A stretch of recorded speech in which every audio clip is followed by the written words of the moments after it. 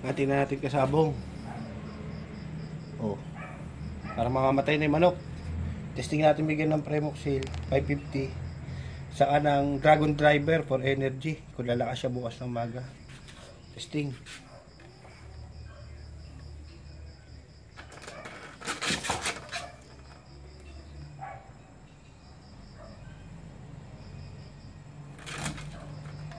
Tapos 5 drops ng Dragon Driver. Tingnan natin kung lalakas ulit.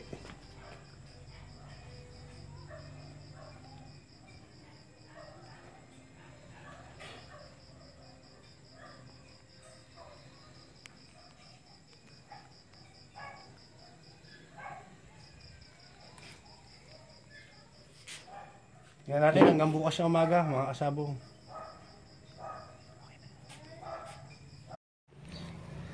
Day 2 mga kasabong, ito yung binigyan natin kagabi ng Premoxil saka Dragon Driver. Bigyan ulit natin ngayong umaga.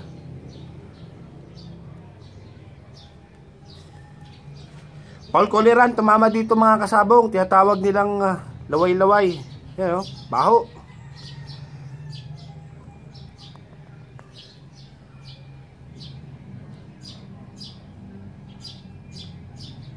Yung Dragon Driver, magsisilbing energy sa manok. Gusto ko lang malaman kung talaga magbibigay ng energy sa manok. Kasi wala siyang kain, walang inom.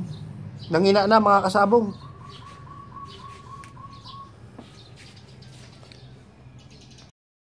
Magandang araw mga kasabong. Day 3 na tayo ng umaga. Ito na yung manok natin, oh. Mulat na mulat. Kabila medyo pikit pa, pero yung kabila mulat na. Survive na to mga kasabong. Nakakatayo na rin. O tuloy lang natin gamutan hanggang day 5. Tandaan nyo kasabong, gumaling yan sa tulong ng Premoxil 550. Paul Cholera gumaling dahil sa Premoxil 550. Mamamatay na yan nung isang araw. Tapos 4 days na siyang walang kain, walang inom.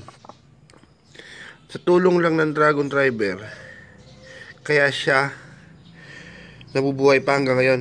Ito nagbibigay sa kanya ng energy. Itong Dragon Driver, walang kinalaman sa paggaling ng manok natin. Ang Dragon Driver, ang nabigay sa kanya ng energy lang para mabuhay pa siya. So kung itong Dragon Driver gagamitin natin sa pangkondisyon ng manok saka sa araw ng laban, di ba napakaganda? 3 days nga yung manok, walang kain, walang tuka, pero nag-survive. Paano pa kaya ko ilalagay natin sa manok na ilalaban natin?